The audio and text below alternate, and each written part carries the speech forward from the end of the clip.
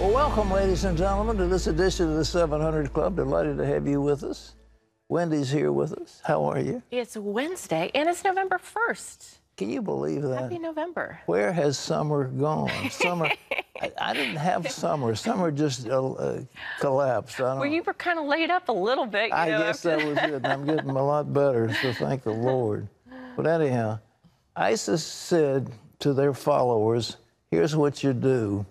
You're going to create terror in the homeland of these countries that we're against, and one of the ways you'll do it is to run people down with automobiles. Well, trucks and bicycles and motorcycles and whatever they can find. Well, the FBI and the police are investigating the latest attack with a truck. And this one killed at least 8 people in New York City. It's just heartbreaking, Pat. The terrorist drove a rental truck along a bike path. He hit pedestrians and crashed into a school bus. It happened just blocks away from where the Twin Towers stood before 9/11. Ephraim Graham brings us a story from New York. New York City has long been known as a pedestrian city. And with bike rental stations like this all around the city, it's also a biking town. Today's headlines measure the impact of Tuesday's attack. Terror returns to New York City. Bike path bloodbath, and the target of yesterday's attack, possibly the largest bike path in the country. We got multiple casualties. This is a mass casualty situation here. Police say Sayfullah Saipov, an immigrant from Uzbekistan who came to the U.S. in 2010, rented a Home Depot truck not far from his home in Paterson, New Jersey, and then plowed it along a bike and pedestrian path in Lower Manhattan Tuesday afternoon, aiming to hit people and run them over. Eyewitnesses say they heard Saipov chanting "Allahu Akbar" as he tried to run away. We know that this action was intended to break our spirit. Police were able to stop the 29-year-old attacker as he exited the vehicle, having crashed into a school bus. Barely an hour into the deadly rampage, they also were able to declare it a terrorist attack.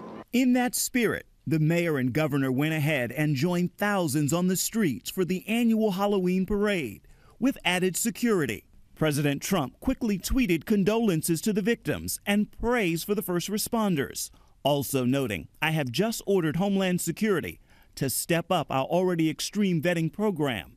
Being politically correct is fine, but not for this." A whole bunch of people came running past my way yelling, "He's got a gun, he's got a gun." Federal agents and police are now asking witnesses to share any images they've captured, like this cell phone video showing Sayfullah Saipov limping after getting out of his truck, holding what turned out to be 2 fake guns.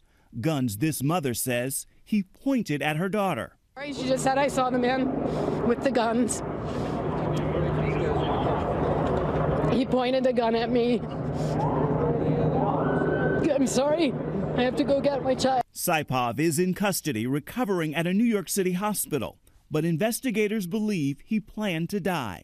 They recovered a note he left in that Home Depot truck, saying he carried out the attack on behalf of ISIS. We have been tested before as a city very near the site of today's tragedy, and New Yorkers do not give in the face of these kinds of actions. As the investigation continues, we are learning much more about the suspect.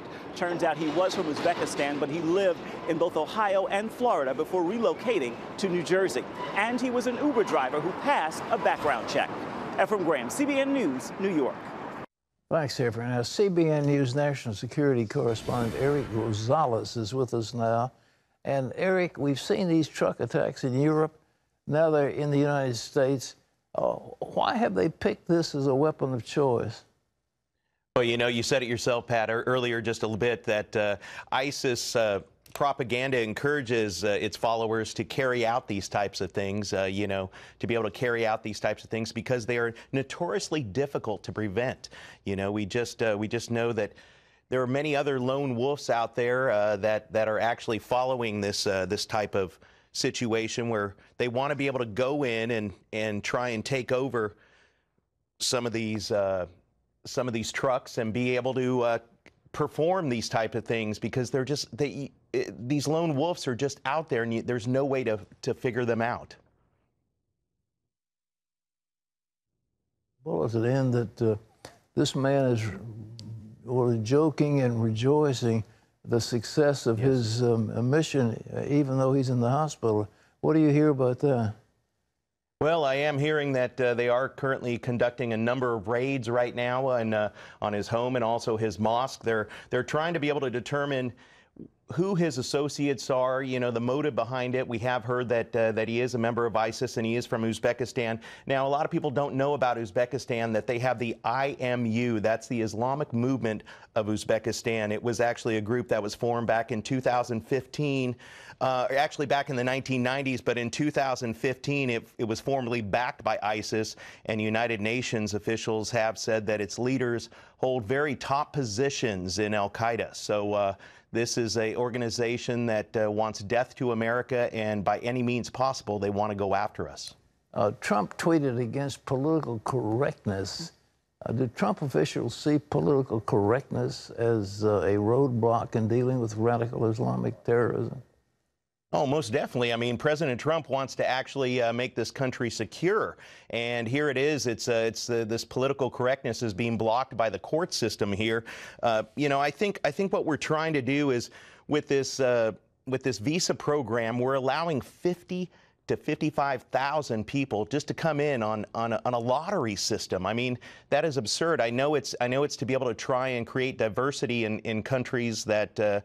You know, including here in the United States. But here in the United States, we are one of the most diverse countries in the world. And, you know, many of the people are coming from Africa and other United Nations type of countries out there. But, you know, from Africa, we saw what happened just to our Green Berets out there, and when they were fighting Al-Qaeda and ISIS out there.